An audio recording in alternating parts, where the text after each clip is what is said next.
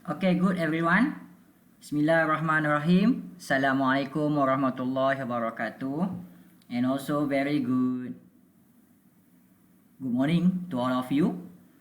So salam sejahtera semua. Kita sambung ya pelajaran kita dengan properties of water yang keempat. Macam kita dah belajar tadi, kita ulang balik. Kita ada first properties of water iaitu universal solvent. The second one adalah low viscosity. And the third one is high specific heat capacity. Yang ni yang keempat. Properties of water yang keempat ni hampir sama dengan properties of water yang ketiga. Properties of water yang keempat ni adalah high latent heat of vaporization. Highlight perkataan vaporization. Menjadikan air ini bentuk wap. Ya. So, apakah yang kita kena faham dengan high latent heat of vaporization? High latent heat of vaporization ni juga adalah amount of heat. Macam high specific heat capacity. Dia juga adalah amount of heat. Jumlah haba. That a liquid must absorb.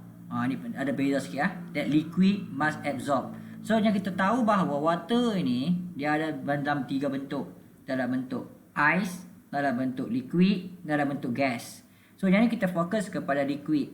Amount of heat that liquid of water must absorb. Serap. For 1 gram of liquid. Air tadi ya.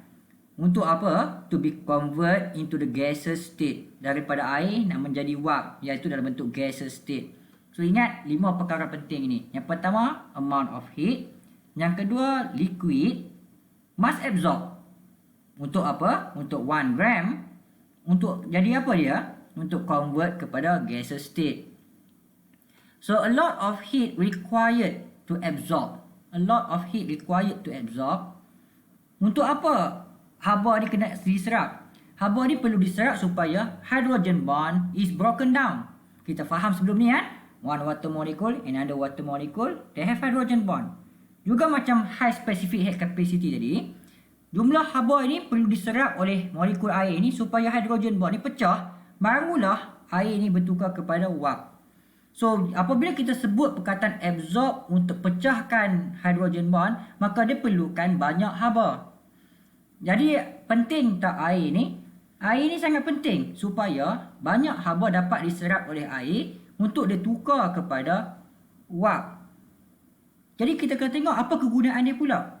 Kegunaan dia biasanya adalah untuk cooling effect. So, untuk penyejukan suhu ni, banyaknya kita pakai air. Kita jarang pakai alkohol untuk sejukkan. Kenapa kita banyak pakai air untuk aspek penyejukan? Sebab air ni akan melakukan proses evaporation dengan kadar yang perlahan. Penting tak evaporation ni perlahan? Evaporation yang perlahan ni menyebabkan banyak haba dapat diserap. Contohnya, badan kita panas. Badan kita panas. Apabila kita letakkan air pada badan kita dalam keadaan yang panas, seperti kita mandi, maka air itu akan menyerap haba pada badan kita. So, haba daripada badan kita akan diserap oleh air. Yang pertama, untuk hydrogen bond itu pecah. Yang kedua, barulah air ini dapat tersejat. So, ada 2 perkara berlaku dekat situ. Jadi, perkara yang pertama menyebabkan haba diserap. Perkara yang kedua juga menyebabkan haba diserap. 2 kali penyerapan haba berlaku. Jadi badan kita akan berasa lebih sejuk. Olehnya demikian, pada animal, penyejukan ini berlaku dengan proses sweating, berpeluh. So, berpeluh ini akan mengeluarkan dalam bentuk liquid dan liquid ini akan tersejat dan kita akan merasa sejuk apabila kita berpeluh. Pada plant, penyejukan itu berlaku disebabkan proses transpiration. So, transpiration ini adalah evaporation of water pada surface of leaf. So, plant akan menyebabkan suhu dia juga dapat diturunkan apabila berlakunya transpiration. Baik, kita dah belajar 4 properties of water dengan setiap kegunaan. Properties of water yang kelima adalah high surface tension. So, water have a high surface tension. Perkataan high tu ada permukaan yang tegang. High surface tension ni berlaku dengan sifat dia tendency of water resist being broken.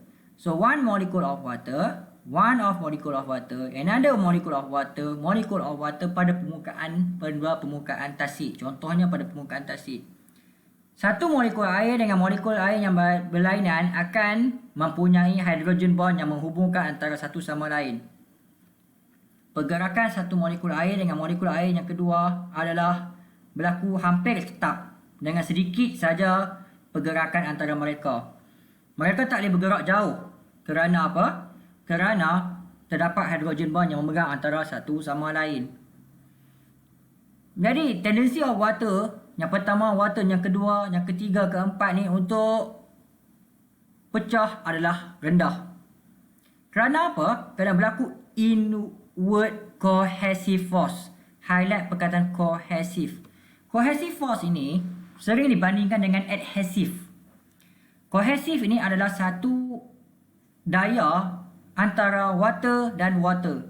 So kalau kamu faham ini hydrogen bond ini cohesive ke adhesive. So hydrogen bond ini adalah cohesive force. Dia akan memaksa molekul air ini inward one another. So going inward, going inward, going inward, going inward, going and inward. So apabila dia going inward menghala satu sama lain, maka dia akan mewujudkan high surface tension. Bagus tak high surface tension ni?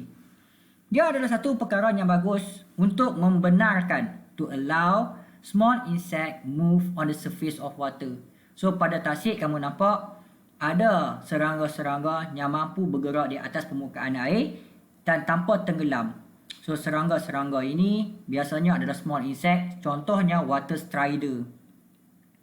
So water strider ni ataupun semut juga boleh bergerak di atas permukaan air tanpa tenggelam disebabkan high surface tension.